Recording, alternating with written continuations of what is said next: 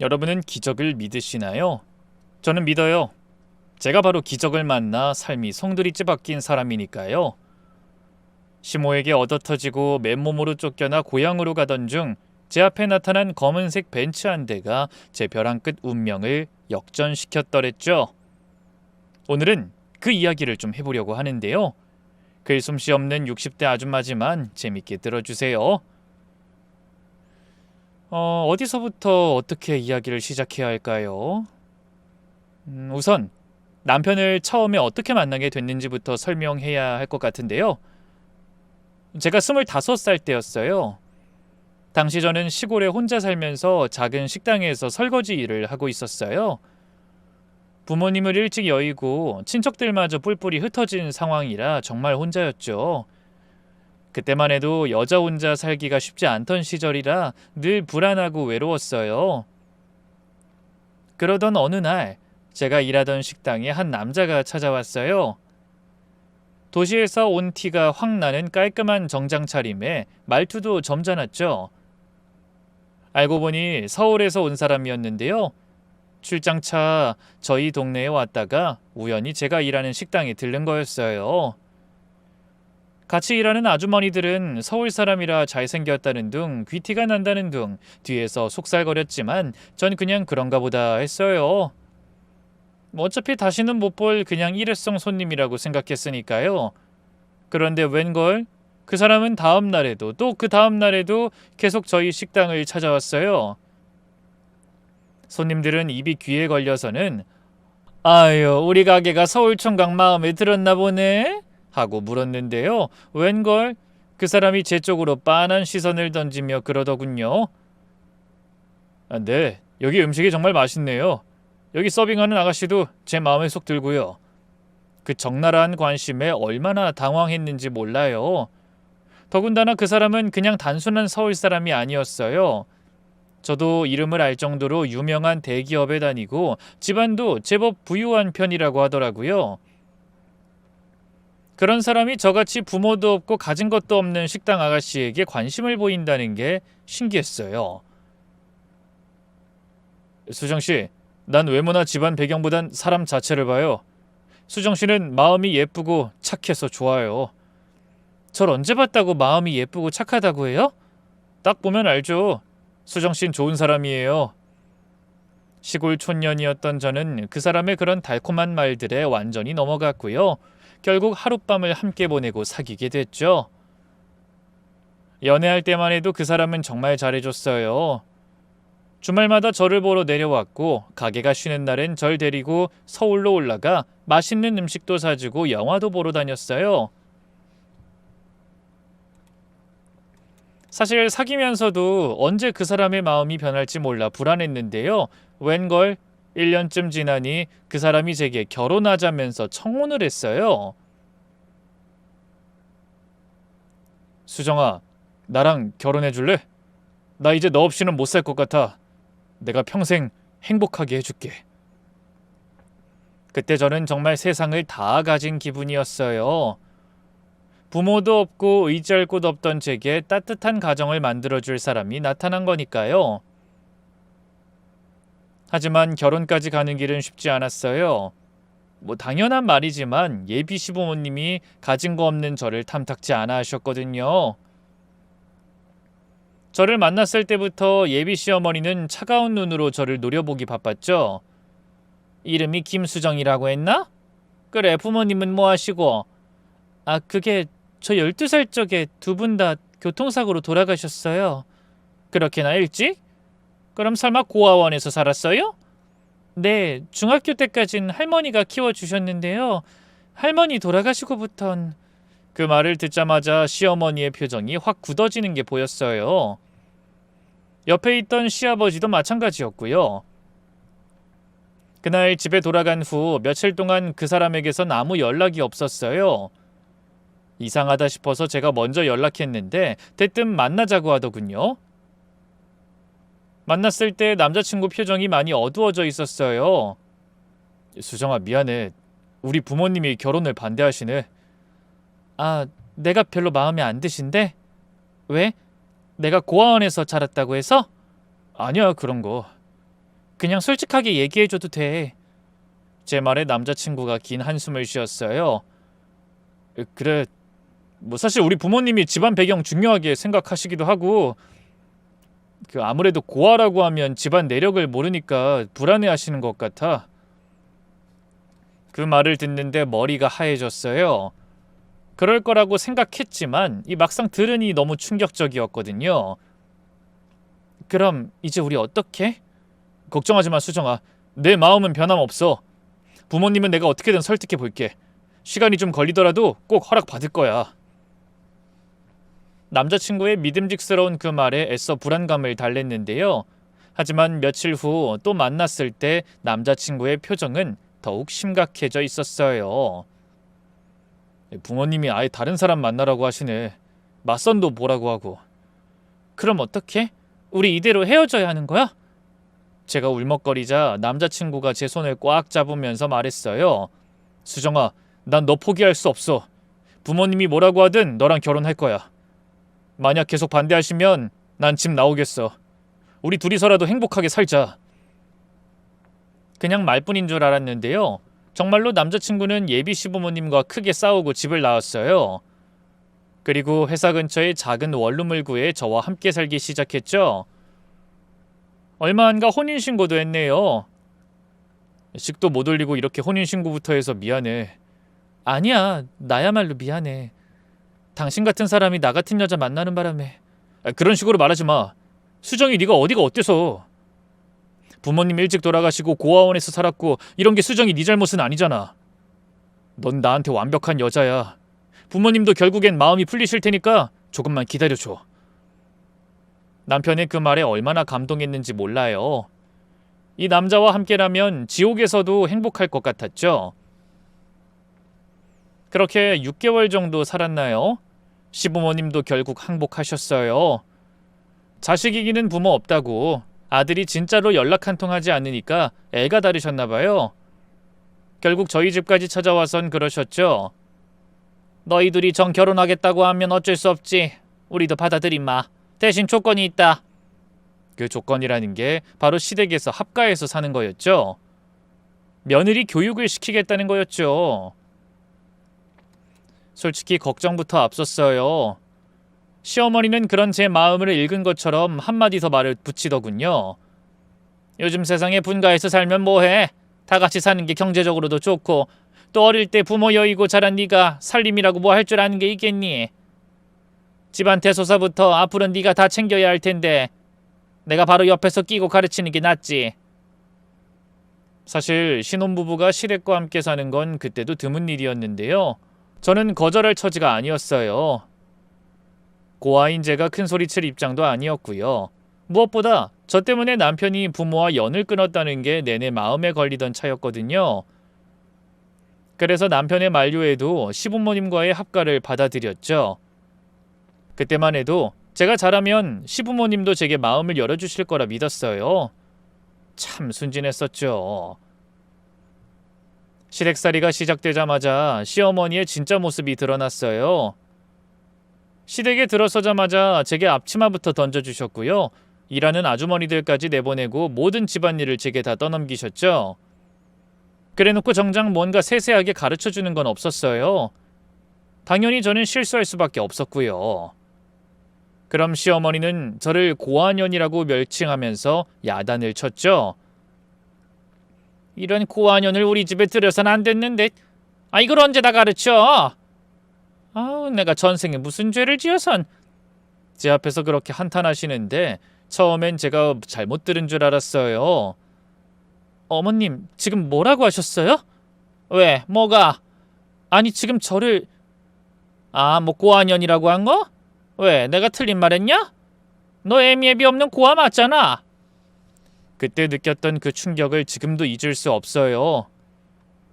남편한테 얘기했더니 엄마가 원래 말이 좀 거칠어. 나쁜 뜻으로 한 말은 아닐 거야 라고 하더군요. 나쁜 뜻이 아니라뇨? 어떻게 며느리를 고아년이라고 부르는 게 나쁜 뜻이 아닐 수 있어요? 하지만 그건 시작에 불과했어요. 시어머니는 날이 갈수록 저를 더 심하게 괴롭혔죠. 저를 괴롭히기 위해 매일같이 대청소를 하듯 온 집안을 뒤집어 엎었고요. 김장이나 제사 때도 일절 다른 사람 손을 빌리지 않고 전부 다 제게 시켰죠. 새벽 5시에 일어나 밥 짓고 빨래하고 청소하고 하루 종일 쉴 틈이 없었네요. 특히 제일 견디기 힘든 건 시어머니의 끊임없는 잔소리였어요. 너 같은 고아가 우리 집에 시집와서 얼마나 호강하니? 네 팔자에 대기업 다니는 남편에 이런 대골 같은 집에서 사는 게 가당키나 해? 감사할 줄 알아야지. 안 그러냐? 네, 어머님. 저도 그렇게 생각해요. 난 벌써부터 걱정이다. 네 부모가 어떤 인간들인지도 모르는데 네 배를 빌어 우리 집 대를 이어야 한다니. 어떤 종자가 태어날 줄 알고? 아유, 불안해서 진짜. 매일매일 그런 말들을 들으니 정신이 이상해질 것 같았어요. 남편한테 하소연해도 별 소용 없었어요. 엄마가 워낙 직설적인 성격이라 그래. 조금만 참아. 참는데도 한계가 있지. 집안일 다 나한테 시키는 거야. 그렇다 쳐. 며느리로서 원래 해야 하는 일이라고 치자고. 하지만 돌아가신 우리 부모님까지 모욕하는 건 정말 너무하신 거 아니야? 엄마가 아직 당신한테 마음을 안 줘서 그래. 우선 빨리 아이부터 갖자. 손주 보면 우리 엄마도 그땐 당신한테 마음을 줄 거야. 그래서 저는 정말 간절히 아이를 원했어요. 빨리 아이를 낳아서 시어머니한테 인정받고 싶었거든요. 하지만 1년이 지나도 2년이 지나도 도통 아이가 생기지 않았어요. 그러자 시어머니의 구박은 더욱 심해졌죠. 야, 이 성녀야. 애는 대체 언제 가질래? 대놓고 저를 성녀라고 멸칭하시는데 어찌나 서럽던지요. 아니, 애는 뭐 저 혼자 갔나요? 그래서 참다 말씀드렸어요. 어머님, 그런 말씀하지 마세요. 성녀라뇨. 뭐가? 사실을 말하는 건데 뭐가 어때서 그래? 비슷한 시기에 자식 결혼시킨 내 친구들은 다 할머니 소리 듣고 있는데 너만 왜 이 모양이야? 어? 다른 게 다 시원찮으면 애라도 순풍순풍 잘 낳아야지. 넌 도대체 잘하는 게 뭐냐? 어쩜 내 마음에 드는 구석이 하나도 없어. 저도 아이 간절히 원하고 있어요. 조금만 더 시간을 주시면. 시간을 주긴 뭘 더 줘? 야, 너 혹시 몸에 무슨 문제라도 있는 거 아니야? 그런 거면 지금이라도 말해. 씨바지 들여서라도 반드시 손주 봐야 하니까. 시어머니의 모진 괴롭힘을 방관하던 시아버지 역시 아이 문제에 있어서만큼은 은근하게 저를 압박했어요. 아가, 우리 집안은 대대로 아들을 낳아서 가문을 이어왔는데 설마 너 때문에 대가 끊기는 건 아니겠지? 아니에요, 아버님. 저 정말 노력하고 있어요. 그런 일 없을 거예요. 그래, 아들 못 낳는 며느린 우리 집안에서 인정할 수 없다. 시부모님의 등살에 못 이겨 병원에 가서 검사도 받았는데요. 남편도 저도 둘 다 아무 문제 없다고 하더군요. 그 결과를 보여줘도 시어머니는 병원에서 뭘 한다고? 애 못 낳는 건 분명히 너 때문이야! 라고 우겼어요. 지푸라기 잡는 심정으로 난임 치료를 받아볼까도 했지만 시부모님 두 분 다 워낙 옛날 분들이라 그런 인위적인 방법으로 애를 갖는 건 절대 안 된다고 하더군요. 장애 있는 아이가 태어날 게 뻔하다면서요. 그렇게 할 일 없이 5년이 지나고 6년이 지나니까 저는 집에서 아예 사람 취급도 못 받았어요. 시어머니는 저만 보면 욕설을 퍼붓고 화를 내기 바빴죠. 고아년이 우리 집안을 망치고 있어! 그뿐인가요? 제가 밥 먹는 것 가지고도 트집을 잡기 시작했어요. 애도 못 낳는 주제 밥은 왜 그렇게 처먹어? 너 같은 년은 길바닥에서 굶어 죽어야 마땅해! 언젠가부터 시어머니는 보란듯이 제 밥그릇에만 일부러 다 쉰 밥이나 희어멀건한 죽을 담아줬어요. 그리고 제가 반찬에 젓가락만 가져다 대도 화를 내면서 접시를 멀찌감치 밀어버렸죠. 눈치가 보여 저는 밥 한 끼 제대로 먹을 수가 없었어요. 살이 무려 10kg이나 넘게 빠졌네요. 사는 게 아니었죠. 하늘이 보기에도 그런 제가 가여웠던 걸까요? 결혼 7년차 되던 어느 날 생리가 늦어지는 거예요. 혹시나 해서 임신 테스트기로 확인해봤는데 2줄이 나타나는 게 아니겠어요?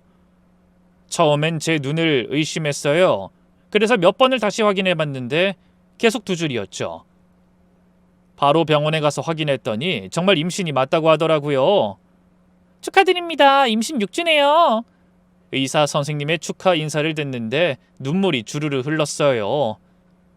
그때의 기쁨이란 정말 하늘을 날아갈 것 같았죠. 드디어 아이가 생긴 거예요. 이제 시부모님도 저를 인정해 주실 거고 남편도 다시 예전처럼 잘해줄 거라는 생각에 가슴이 뛰었죠. 집에 돌아와서 시어머니께 말씀드렸어요. 어머님, 제가 임신했어요. 그때 시어머니의 표정이 확 달라지는 게 보였어요. 정말이야? 확실한 거야? 네, 병원에서 확인했어요. 아이고, 드디어 우리 집안의 대가 이어지는구나. 그날 저녁 남편이 돌아오자 시어머니가 바로 달려가서 말씀하셨어요. 상철아, 며느리가 드디어 임신했다는구나. 남편도 깜짝 놀라며 제게 물었죠. 정말이야? 오늘 병원 가서 확인도 해봤어. 6주 됐대. 그러자 남편이 감격에 찬 얼굴로 저를 끌어안았어요. 고마워, 진짜 고마워. 그리고 그동안 고생 많았어, 여보. 오랜만에 들어보는 다정한 목소리에 눈물이 났죠. 이제 모든 게 달라질 거라고, 남편도 시부모님도 저를 사랑해 줄 거라고 믿어 의심치 않았죠. 하지만 행복은 그리 길지 않았어요. 임신 3개월쯤 됐을 때부터 분위기가 이상해지기 시작했어요. 시어머니가 저를 보는 눈빛이 점점 옛날로 돌아가기 시작한 거예요. 남편이 제게 조금이라도 신경 써주면 질투 어린 눈으로 쳐다보시더라고요. 제가 꽤 늦게까지 입덧을 한 편이라 남편이 걱정이 많았는데요. 그날도 회사에서 일찍 돌아와선 제가 먹고 싶어하던 복숭아를 깎아주고 있었어요. 그런데 그걸 보고 있던 시어머니가 갑자기 끼어들었어요. 야, 상철아. 며느리 챙기는 것도 좋지만 엄마한테도 좀 신경 써라. 요즘 네 눈엔 걔만 보이는 것 같다? 에이, 무슨 말을 그렇게 해요, 엄마. 그리고 며느리한테 걔라뇨. 뱃속에 튼튼이도 다 듣고 있는데 말 좀 가려서 하세요. 남편이 시어머니한테 그렇게 대놓고 뭐라고 한 건 처음이었어요. 그때부터 시어머니의 태도가 점점 달라지기 시작했죠. 임신했다고 해서 임신 유세 부릴 생각 마라. 집안일은 계속해야지. 다른 집 며느리들은 임신해도 다 알아서 하던데 넌 왜 이렇게 드러누워서 아무것도 안 해? 죄송해요, 어머님. 제가 입덧 때문에 뭘 먹질 못하니까 일어나기만 해도 현기증이 나서. 웃기고 있네. 너 그거 꾀병인 거 누가 모를 줄 알아? 애초에 임신한 게 그렇게 대단한 일이야? 세상 여자들 다 아는 건데. 어머님, 꾀병이 아니라. 시끄러! 어디 시애미가 말하는데 말대꾸야? 왜? 우리 상철이가 너만 챙기니까 기가 살아? 어딜 감히 자꾸 기어올라? 제가 배가 부르면 부를수록 시어머니는 저를 못 괴롭혀 안달이었어요. 뱃속 아기가 아들이란 게 확실해진 뒤로는 특히 더 심해졌죠. 남편뿐 아니라 시아버지까지 저를 잘 챙겨주셨거든요. 남편과 시아버지가 집에 있을 땐 아무 말도 않고 있다가요. 둘이 출근만 하면 그때부터 온갖 트집을 잡기 시작했어요. 국이 왜 이렇게 짜? 임신했다고 손맛도 없어졌어? 죄송해요, 어머님. 간을 본다고 봤는데. 내가 말한 창고 청소는 대체 언제 할 거야? 빨래도 하나도 안 해놓고. 아주 임신이 유세지 유세야. 어머님, 그런 게 아니에요. 몸이 너무 무거워서. 시끄러! 막말로 남 뱃속에 그 애도 인정 못해. 너같이 근본도 모르는 고아년 피가 섞였는데 어디 그 애가 제대로 된 우리 박씨 집안 핏줄이라고 할 수 있어? 급기야 제 뱃속에 아기까지 모욕하는데 참을 수가 없었어요. 그래서 참다 대거리를 했죠. 어머님, 진짜 너무하신 거 아니에요? 어머님이 저 마음에 안 들어 하시는 건 아는데요. 뱃속에 우리 튼튼이 누가 뭐래도 그 이 아이예요. 더군다나 이 집안 대를 이을 아들이라고요. 어머님 하나뿐인 손주인데 좀 예뻐해 주시면 안 되나요? 그러자 시어머니가 두 눈에 쌍심지를 켰어요. 아니, 이년이 어디 주제를 모르고 시어머니한테 대들어? 오호라, 너 죽고 나 죽자 이거지? 흥분한 시어머니가 달려와 제 뺨을 거세게 내려쳤어요. 그리고 제가 피할 새도 없이 머리채를 잡고 탈탈 흔들기 시작했죠. 갑작스러운 상황에 뱃속 애기도 놀란 걸까요? 갑자기 배가 아프기 시작했어요. 그리고 밑이 빠질 것처럼 극심한 통증이 찾아왔는데 정신을 차려보니 다리 아래에서 무언가 정체 모를 뜨거운 액체가 흐르고 있었어요. 어머님, 어머님 큰일 났어요. 저 배가 너무 아파요. 병원에 가야 할 것 같아요. 그제야 놀란 시어머니가 119에 신고했고요. 저는 병원에 실려가던 도중에 그만 까무룩 정신을 잃고 말았어요. 뱃속 아기가 제발 무사하길 바랬건만 다시 눈을 떴을 땐 이미 아기는 제 곁을 떠난 뒤였죠. 온 세상이 무너지는 것 같았어요. 유산 사실을 알려준 의사 선생님을 붙들고 매달렸죠. 아니에요. 다시 한번 봐주세요, 선생님. 그럴 리가 없어요. 제발요. 제가 울면서 매달렸지만 소용없었죠. 제 뱃속에서 6개월 넘게 함께했던 아이가, 그토록 간절히 원했던 제 아기가 정말 죽은 거였어요. 3일 동안 병원에 입원해 있으면서 하루 종일 울었어요. 가슴이 너무 아파서 숨도 제대로 쉴 수가 없었죠. 다른 병동에서 들려오는 갓난아기 울음소리만 들어도 눈물이 쏟아졌고요. 복도에서 임산부가 지나가기만 해도 가슴이 찢어지는 것 같았어요. 저는 남편과 시아버지에게 시어머니가 제게 한 만행을 고해 바쳤어요. 시어머니가 제게 한 막말과 뺨을 때리고 머리채를 잡은 일까지 모조리 다 고해 바쳤죠. 하지만 시어머니는 딱 잡아떼더군요. 얘는 내가 언제 그랬다고. 네가 애 잃고 슬퍼서 누구라도 원망하고 싶은 건 알겠는데 그래도 이렇게 없는 사실을 지어내면 안 되지. 어머님, 하늘이 두렵지도 않으세요? 우리 튼튼이가 누구 때문에 그렇게 됐는데. 지금이라도 용서 비세요. 잘못했다고 하라고요. 제 울부짖음에도 시어머니는 저를 미친 사람 취급할 뿐이었어요. 남편과 시아버지 역시 제 말을 믿어주지 않았죠. 아무 증거가 없었으니까요. 퇴원 후 집으로 돌아온 저는 다시 시댁에 구박대기가 되어 있었어요. 남편은 일핑계로 밖으로만 돌았고요. 시아버지는 무관심했고 시어머니는 다시 저를 못 잡아먹어 안달이었죠. 제가 유산한 것마저 조롱하시더군요. 역시 고아년 팔자가 박복하긴 한가 보다. 다른 집 며느리들은 애 둘 셋씩 잘만 낳아서 기르는데 넌 어떻게 하나 생긴 것도 못 지켜? 그런 말을 들을 때마다 제 심장은 몇 번이고 무너져 내렸어요. 아이를 잃은 슬픔도 채 달래지 않았는데 그 아이를 못 지킨 죄인 취급을 받으니 미칠 것 같더군요. 몸도 마음도 상한 상태에서 그런 말을 들으니 정말 죽고 싶었어요. 밤마다 아기 꿈을 꾸며 울다가 깼죠. 꿈에서는 건강한 아기를 안고 있다 깨면 텅 빈 배만 남아있는 현실이 너무 잔혹했어요. 아기 용품도 미리 조금씩 사둔 게 있었는데 그걸 볼 때마다 가슴이 찢어지는 것 같았죠. 하늘이 보기에 그런 제가 너무 가여웠던 걸까요? 기적처럼 이듬해 제게 또 새 생명이 찾아왔어요. 이번엔 정말 조심했어요. 첫 아이를 잃은 슬픔이 너무 컸기 때문에 이번엔 절대 이러면 안 된다는 생각뿐이었어요. 병원에서 시키는 대로 다 하고 무거운 것도 안 들고 스트레스 받지 않으려고 노력했죠. 시어머니 앞에서도 최대한 몸을 사렸네요. 하지만 시어머니가 언제 뱃속 제 아기를 해칠지 모른다는 두려움이 늘 저를 옥매어 왔어요. 그 탓이었을까요? 결국 두 번째 아이도 3개월 만에 잃었어요. 두 번째 아이마저 잃었을 땐 정말 미쳐버릴 것 같았어요. 또다시 제 품에 안아보지도 못하고 보내버린 아기. 제가 뭘 그렇게 잘못했길래 이런 벌을 받아야 하는지 하늘이 원망스럽기만 했죠. 이번에도 똑같이 수술받고 병원에 며칠 누워 있어야 했는데 시부모님은 물론 남편조차 찾아오지 않았네요. 퇴원 후에도 절 기다리고 있던 건 어김없는 시어머니의 비아냥거림이었어요. 역시 고아녀는 애도 제대로 못 낳는다니까. 이제 확실해졌네. 어머님 제발 그런 말씀 좀. 뭐가 제발이야?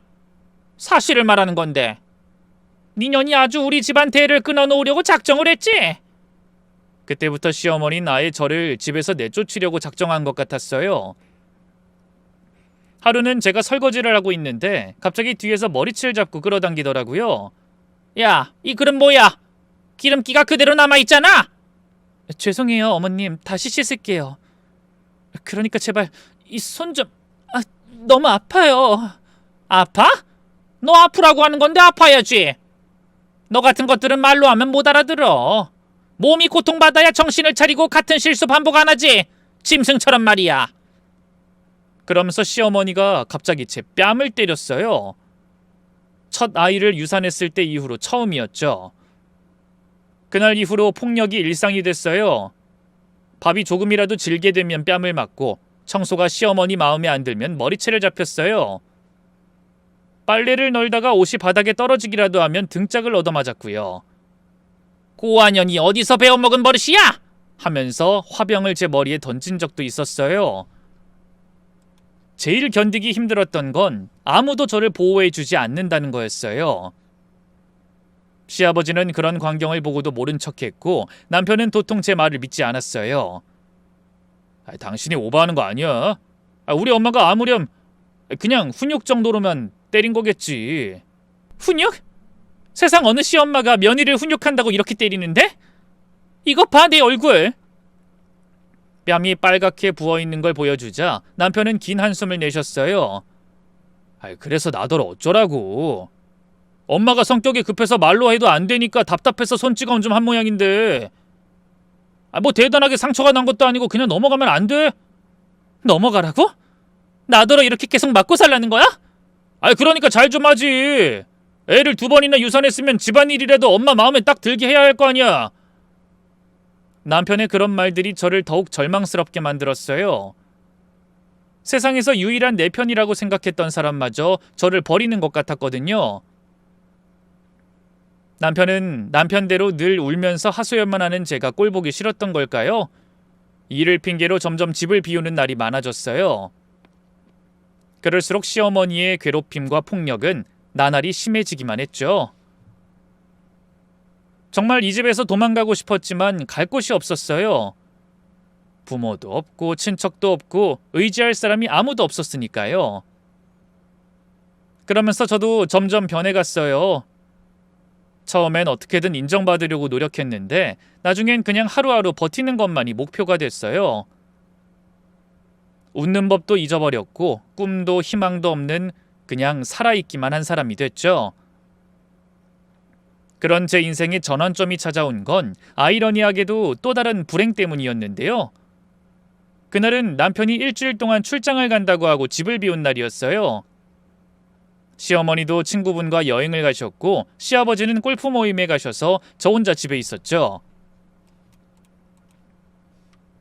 오랜만에 찾아온 평화로운 시간이었어요.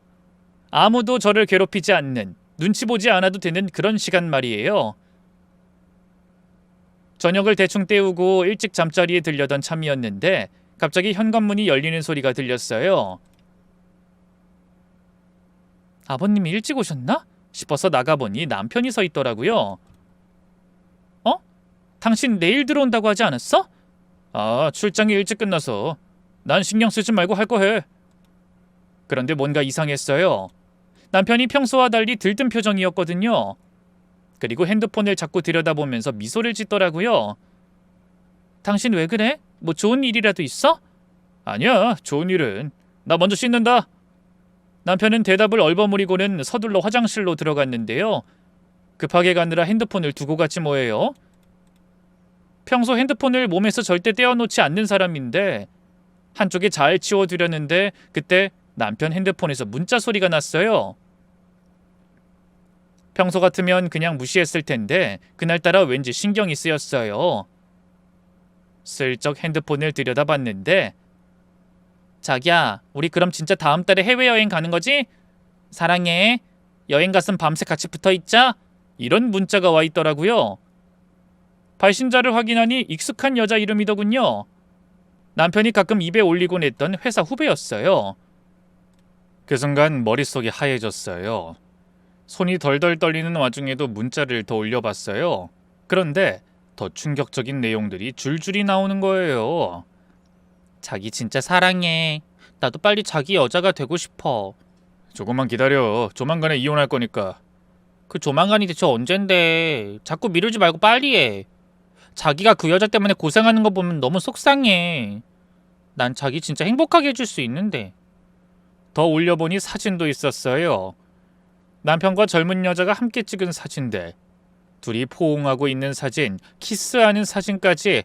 그리고 더 충격적인 건 사진에 찍힌 배경이었어요. 누가 봐도 숙박업소였죠. 그러니까 남편은 출장을 핑계로 집을 나가서는 그 여자와 놀아나고 있었던 거예요. 가슴이 터질 것 같았어요. 숨이 제대로 쉬어지지 않았어요. 거진 10년간 아이도 못 낳는다고 쓸모없다고 온갖 구박을 다 받았으면서도 남편만은 제 편이라고 저를 사랑한다고 믿고 있었는데, 근데 이게 뭐예요? 남편이 다른 여자와 바람을 피우고 있었다니. 그때 화장실 문이 열리더니 남편이 나왔어요. 제가 핸드폰을 들고 있는 걸 보자 얼굴이 새파래졌죠. 당신 지금 뭐 하는 거야? 이게 뭐야? 저는 떨리는 손으로 핸드폰을 들어보였어요. 이 문자들 뭐냐고! 남편은 잠시 당황했지만 이내 태연한 척했어요. 아, 그거 회사 후배가 장난으로 보낸 거야. 장난이라고? 이게 장난이야?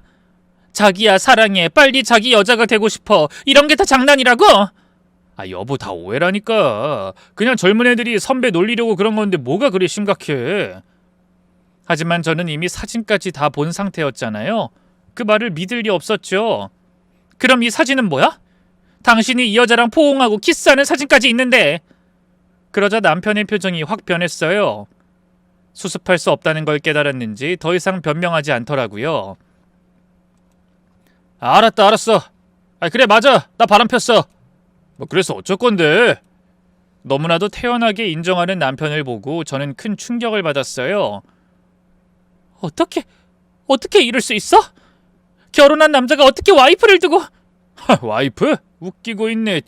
애도 못 낳는 여자가 무슨... 남편의 그 말이 비수처럼 제 가슴에 꽂혔어요. 그게 나만의 잘못이야? 아이 생길 때마다 어머님이... 그래, 또 우리 엄마 핑계 대야지. 넌 우리 엄마 아니면 말을 못하지? 남편의 비아냥거림에 가슴이 찢어지는 것 같았어요. 이럴 거면 왜 나랑 결혼했어? 왜 부모님까지 버리고 나와서 나랑 살자고 했어? 그땐 몰랐지. 네가 이렇게 멍청하고 지 애 하나 건사 못하는 여자일 줄은. 순수하고 착한 맛에 만나는 것도 1, 2년이지. 그냥 아무것도 할 줄 모르는 빈 깡통이잖아, 너. 당신 정말 너무해. 어떻게 그런 말을 할 수 있어? 너무하긴 뭐가 너무해. 사실을 말하는 건데. 아, 그리고 말 나온 김에 확실히 해두자. 나 이제 새 출발할 거야. 뭐라고? 새 출발이라니. 나랑 이혼하고 그년한테 가겠다는 거야? 그래. 미영이가 나한텐 진짜 여자야. 젊고 예쁘고 날 진심으로 사랑해주고 너처럼 남편 집에 오면 시엄마가 어쩌고 바가지 긁고 찡찡거리기만 하는 여자가 아니라고. 남편의 입에서 나오는 말 한마디 한마디가 제 가슴에 가시처럼 박혔어요. 그럼 난 어떡하라고? 네가 알아서 해. 이혼할 거니까 각오나 하고. 위자료는 기대하지 마. 네가 애도 못 낳고 시부모님 공양도 못해서 생긴 일이니까. 당신이 어떻게 나한테 이럴 수가 있어? 배신감과 분노로 두 눈에서 눈물이 끝없이 쏟아졌어요. 남편은 그런 저를 보며 한숨만 푹푹 쉬다 그대로 나가버렸죠. 다음 날 여행 갔다 온 시어머니가 돌아오셨어요. 거실에서 여전히 못 박힌 채 울고 있는 저를 보고 놀라더군요. 너 여기서 뭐하니? 왜 울고 있어? 저는 시어머니에게 남편과 있었던 일을 전부 얘기했어요. 그러자 시어머니 역시 경악하면서 바로 남편을 호출했죠. 그때까지만 해도 저는 시어머니가 그래도 제 편을 들어주실 거라고 생각했는데요. 남편이 바람난 상간녀가 같은 회사 후배라는 걸 듣고 시어머니의 표정이 미묘해지더군요. 그러더니 갑자기 제게 호통을 치는 게 아니겠어요? 예, 넌 남편 핸드폰을 뒤지긴 왜 뒤져? 어머님은 무슨 어머님? 애도 못 낳는 주제에 어디 남편 사생활까지 간섭해? 사생활이요? 이가 바람 피우는 게 사생활이에요? 바람은 무슨 바람이야? 네가 못하니까 밖으로 돈 거 아니야? 내가 말했지. 애 못 낳으면 씨바지도 각오하라고. 어머님, 어떻게 그런 말씀을... 제가 대체 뭘 잘못했어요? 뭘 잘못했냐고? 8년 동안 애 하나 못 낳고 집안일도 똑바로 못하고 뭐 더 얘기해? 상철이가 다른데 눈 돌리는 것도 당연하지. 어머님, 제가 애를 못 낳는 게 제 잘못만은 아니잖아요. 2번이나 임신했었는데 어머님이 저를 너무 괴롭혀서 유산한 거잖아요. 뭐? 내가 괴롭혀서? 야, 이년아. 지금 나한테 책임을 떠넘기려고 하는 거야? 사실이잖아요. 임신했을 때 어머님이 얼마나 절 심하게 대했는지 하늘이 알고 땅이 알아요. 제가 화가 나 따지자 시어머니가 기가 막히다는 듯 헛웃음을 쳤어요. 그때 시아버지도 골프에서 돌아오셨죠. 소란스러운 걸 보시더니 무슨 일이야? 하고 물으셨고요. 시어머니가 급히 달려가서 상황을 설명했어요. 팔은 안으로 굽는다고. 시아버지 역시 남편 편을 들더군요. 그래서 넌 그 여자랑 재혼하겠다는 거야? 네, 아버지. 아무래도 그 편이 나을 것 같아요. 이 사람한테 더는 아무 애정이 없거든요. 그럼 확실하게 정리하고 시작했어야지. 괜히 일 시끄럽게 이게 뭐야? 죄송해요. 남편을 향한 나무람은 그게 끝이었어요. 이후 시아버지는 저를 보며 그러더군요. 이렇게 됐으니 미안하지만 이혼하는 쪽으로 해야겠구나. 그게 서로에게 좋을 거야. 위자료 내 섭섭치 않게 챙겨주마. 아버님까지 그러시는 거예요? 그냥 이대로 저더러 얌전히 헤어져 주라고요? 그러면 어떡하냐? 이미 상철이 마음은 떠났다는데. 너희가 뭐 애가 있는 것도 아니고 너 때문에 대가 끊길 위기에 처했지 않았냐? 그러자 시어머니가 더욱 흥분해서 끼어들었어요. 맞아. 내가 처음부터 반대했는데 상철이가 고집 부려서 어쩔 수 없이 허락한 거야. 근데 이 꼴이 뭐야? 8년 동안 우리 집만 망쳤잖아. 허망하게 눈물만 흘리는 저를 보며 남편이 짜증스럽다는 듯이 말했어요. 알아들었으면 이제 짐이 났어. 변호사 구하면 다시 연락할 테니까. 당신이 어떻게 나한테 이럴 수 있어? 그만 좀 해.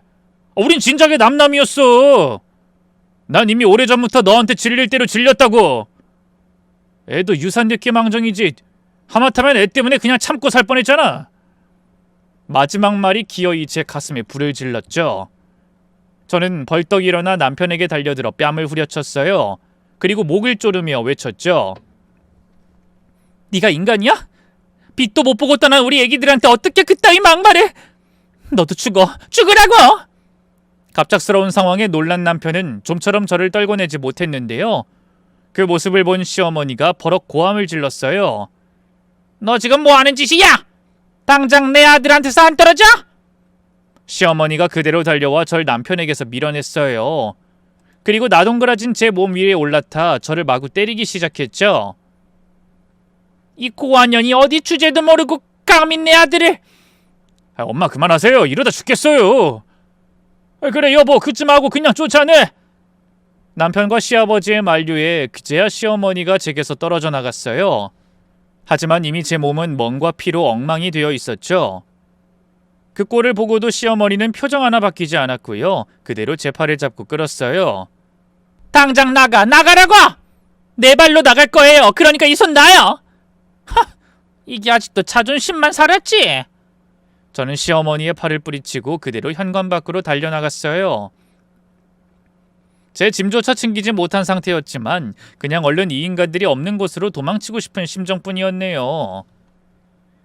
다신 돌아올 생각도 하지 마. 네가 없어야 우리 집이 평화로워.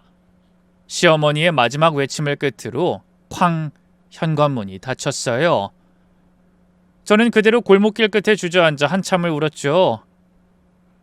온몸이 아팠고 마음은 더 아팠어요. 근 10년간 그래도 집이라고 생각했던 곳에서 이렇게 쫓겨나다니. 갈 곳도 없고 돈도 없고 아무것도 없었어요. 정말 맨몸으로 세상에 던져진 기분이었죠. 한참을 그렇게 앉아있다 문득 생각했어요. 그래, 고향으로 내려가자. 거기라도 가야지. 부모님 산소라도 있는 고향에 가면 뭔가 방법이 있을 거라는 생각이 들었어요. 서울에는 정말 의지할 곳이 아무 데도 없었거든요. 그때 멀리서 손전등 불빛이 비추는가 싶더니만 경비 아저씨가 나타났어요.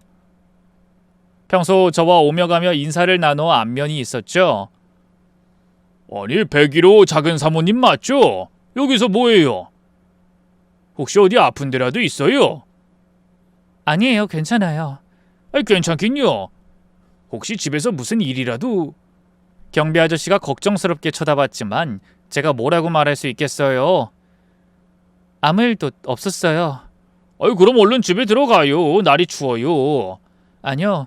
당분간 고향으로 내려가 있으려고요. 고향이요? 고향이 어딘데? 지금 차가 있나? 터미널 가서 좀 기다렸다가 첫차 타려고요. 이렇게 밤늦게 위험해요. 터미널까지 가려면 멀 텐데. 경비 아저씨가 계속 걱정해주니 마음이 따뜻했어요. 이런 작은 관심이라도 받아본 게 얼마만인지. 괜찮아요. 제가 다시 서울 올지 안 올지 알 수가 없어서요. 그동안 감사했습니다. 경비 아저씨와 인사를 마친 뒤 무거운 몸을 이끌고 일어났어요. 주머니를 뒤져보니 전재산이라곤 10,000원짜리 몇 장이 전부였어요.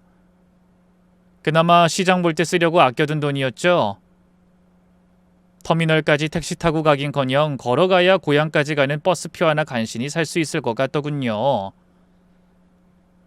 터미널을 향해 걸어가면서 계속 눈물이 흘렀어요. 고향에 내려가면 뭘 할 수 있을까 생각해봤지만 막막했죠. 부모님이 살던 집도 이미 팔아버린 지 오래였고 친척들과도 연락이 끊긴 지 10몇 년이었어요. 그래도 서울에 있는 것보다는 나을 거라는 희망으로 스스로를 다독이며 끝없이 앞을 향해 걸었네요. 그렇게 한 1시간쯤 걸었을까요? 터미널에 거의 다 왔을 때 갑자기 뒤에서 차 소리가 났어요. 검은색 벤츠 한 대가 절 따라오더니 제 앞에 서더라고요. 혹시 이상한 사람들인가 싶어서 피하려고 했는데 차에서 정장을 입은 중년 남성이 내리더니만 저를 향해 다가왔어요.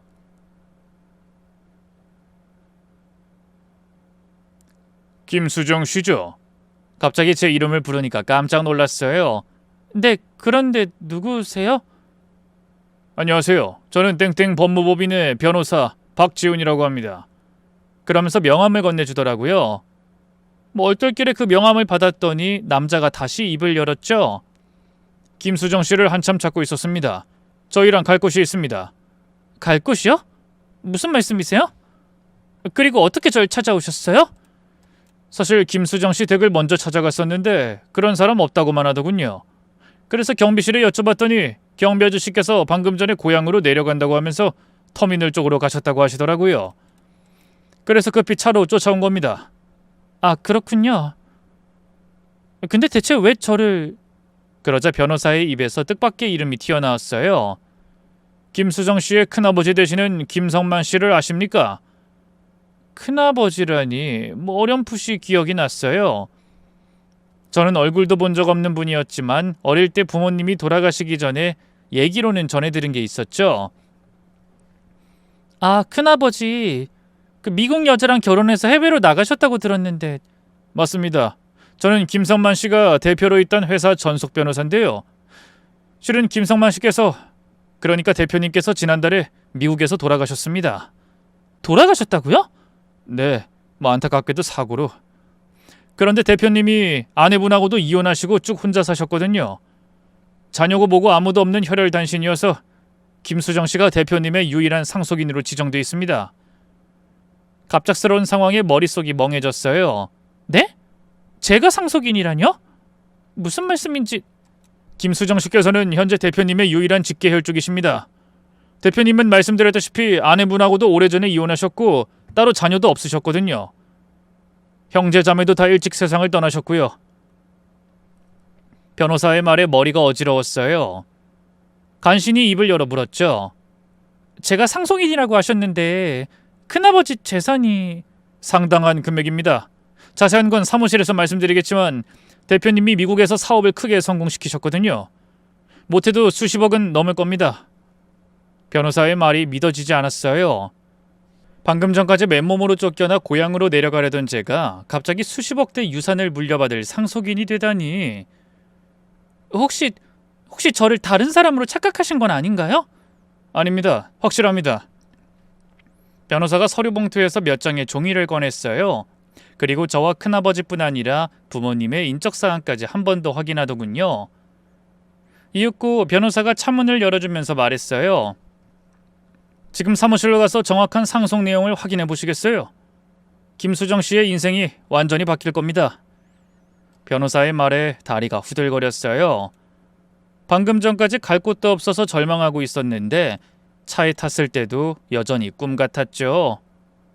고급 벤츠의 부드러운 시트에 앉아 있으니 현실감이 없었죠.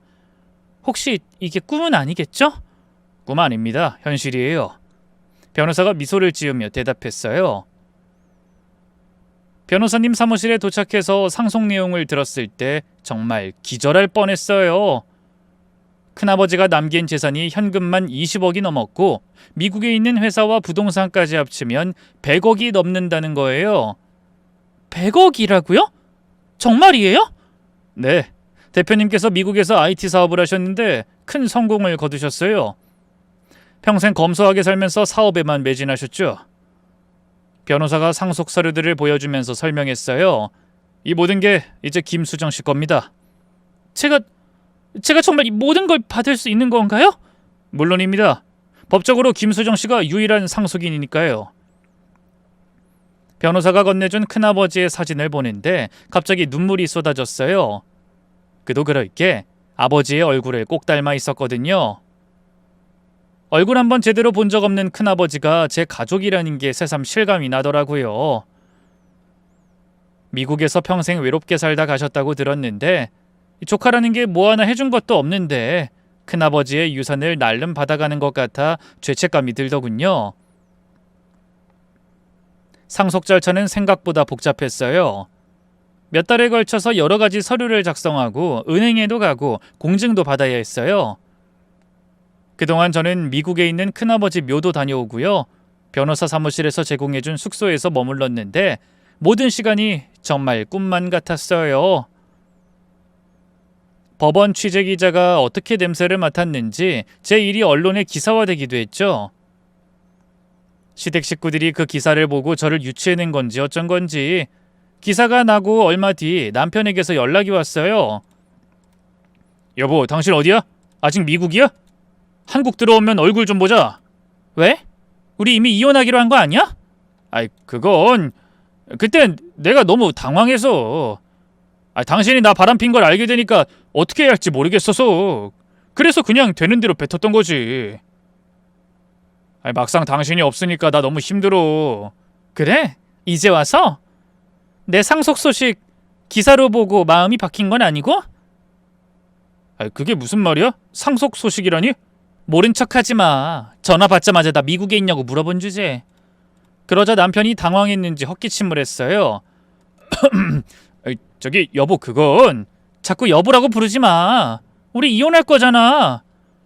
내가 가진 거 없는 고아년에서 수백억대 상속녀가 되니까 아쉬워졌나 본데 난 당신한테 돌아갈 생각 없어. 꿈깨. 여보, 잠깐만. 전 그대로 전화를 툭 끊어버렸어요. 그러자 웃기게도 이번엔 시어머니에게서 전화가 왔죠. 예, 수정아. 네가 어디 있는지 모르겠지만 집에 들어와. 생각해보니 내가 너무했다. 어머님이 저한테 하신 말씀들 기억 안 나세요? 다신 돌아올 생각하지 말라고 하셨잖아요. 그건 그때 내가 너무 화가 나서. 사실 널 많이 걱정했어. 밖에서 어떻게 지내나 싶어서. 거짓말이라는 게 뻔히 보였어요. 웃음도 안 나오더군요. 걱정은 안 하셔도 돼요. 어머님도 아시겠지만 제가 이제 돈이 좀 많잖아요. 어머님보다 더 호화스럽게 잘 살 거예요. 예, 돈 얘기가 나왔으니 말인데 우리 가족 아니냐? 가족끼리 이렇게 하는 게 아니지. 돈이 좀 들어왔다고 해서 가족을 버리면 되겠어? 그 말에 기가 차더군요. 가족이라고요? 절 때리고 쫓아낼 땐 가족이라는 생각은 안 했나 봐요? 그건 미안하다. 진짜 미안해. 앞으로는 절대 안 그럴게. 응? 상철이도 널 많이 그리워하고 있어. 제가 아니라 제 돈이 그리운 거겠죠. 다신 연락하지 마세요. 그러곤 전화를 끊어버렸어요. 그 뒤로도 몇 번 더 연락이 왔지만 받지 않았어요. 며칠 후에 아예 시댁 식구들이 변호사 사무실까지 찾아왔죠. 남편, 시어머니, 시아버지가 모두 와서 로비에서 절 기다리고 있더라고요. 수정아! 시어머니가 달려와서 제 손을 잡았어요. 저는 거세게 그 손을 뿌리쳤죠. 여기는 왜 왔어요? 수정아, 우리가 잘못했다. 정말 미안해. 제발 집에 돌아와라. 응? 그러자 잠자코 있던 남편도 제 앞에 납작 엎드렸어요. 맞아 여보, 내가 다 잘못했어. 그 여자랑은 진작에 정리했어. 애초에 그 여자가 먼저 꼬셔서 술김에 실수한 거지 사랑도 뭣도 아니었다고. 술김에 실수? 걔랑 재혼할 거라며. 재혼은 무슨. 말했잖아, 그땐 당신한테 바람핀 걸 들켜서 아무 말이나 막 한 거라고. 시아버지도 고개를 숙이며 말했어요. 며느리야, 우리가 잘못했다. 이만하고 집에 가자꾸나. 그래도 제가 미동도 안 차 남편은 무릎까지 꿇더라고요. 수정아, 나 정말 반성하고 있어. 그 여자는 이미 정리했고 다신 그런 일 없을 거야. 우리 다시 시작하자. 눈물까지 흘리면서 애원했지만 전 마음이 움직이지 않았어요. 늦었어. 난 이미 새로운 인생을 시작하기로 했어. 새로운 인생? 혹시 그새 다른 남자라도 생긴 거야? 남편이 불안한 표정으로 물었어요. 다른 남자는 무슨. 나 혼자 잘 살 거야. 그러니까 다신 내 앞에 나타나지 말고 썩 꺼져. 그러자 시어머니가 갑자기 남편을 따라 무릎을 꿇었어요. 얘야, 제발 우리 좀 살려다오. 실은 너희 시아버지 회사가 도산 직전이야. 밑에서 일하던 직원놈이 거래처 대금이고 뭐고 다 들고 날라버리는 바람에 이미 해외로 튀어서 잡을 수도 없다는구나. 우리 다 한 식구잖냐. 이럴 때 도와야지, 안 그래? 그제야 알겠더군요. 시댁 식구들이 왜 이렇게까지 제게 간절하게 매달렸는지요. 당장 자기들이 죽게 생겼으니까 그런 거였어요. 저는 비소를 머금으며 말했죠. 제가 왜 도와요? 뭐? 제가 왜 도와야 하냐고요? 그쪽 집안에서 저한테 해준 게 뭐가 있다고. 아니, 해준 게 왜 없어? 그동안 꽁으로 먹여주고 재워주고 했는데. 꽁으로요? 근 10년간 제가 그 집에서 노예처럼 일한 건 뭔데요? 애를 2번이나 유산할 정도로 괴롭힘 당한 건요? 그건. 제 말에 시어머니는 아무 말도 못했어요. 전 그대로 시어머니의 뺨을 연거푸 때렸죠. 시어머니가 뒤로 나동그라질 정도로 세게 말이에요. 그러자 남편이 기겁하며 말했어요. 당신 지금 뭐 하는 거야? 엄마를 왜 때려? 뭐가? 내가 당한 만큼 갚아준 건데. 억울하면 고소해. 끼케야 벌금 몇 푼 나올 텐데 내고 말지 뭐. 나 돈 많거든.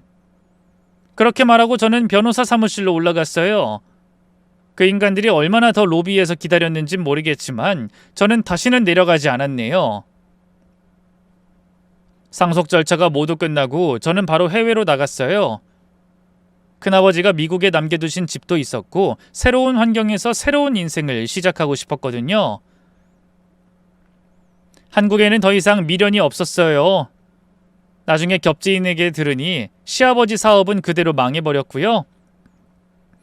그 인간들은 아직도 밑바닥 인생을 사는 것 같더라고요. 남편은 결국 상간녀와 재혼했는데 상간녀가 남편 돈을 다 들고 튀는 바람에 빈털터리가 됐고요. 그 충격으로 회사도 그만두고 술만 퍼먹다 알코올 중독자가 됐다고 해요. 시부모는 건강이 안 좋아서 요양원에 들어간 상태고요. 다 자업자득이죠. 고생 끝에 낙이 온다는 말이 정말 맞는 것 같아요. 그 긴 터널 같던 시간들이 있었기에 지금의 행복이 더욱 소중하게 느껴져요. 여러분도 힘든 시간 보내고 계신다면 포기하지 마세요. 언젠간 여러분에게도 기적 같은 일이 일어날 거예요. 긴 이야기 들어주셔서 감사합니다. 모두 건강하고 행복하세요.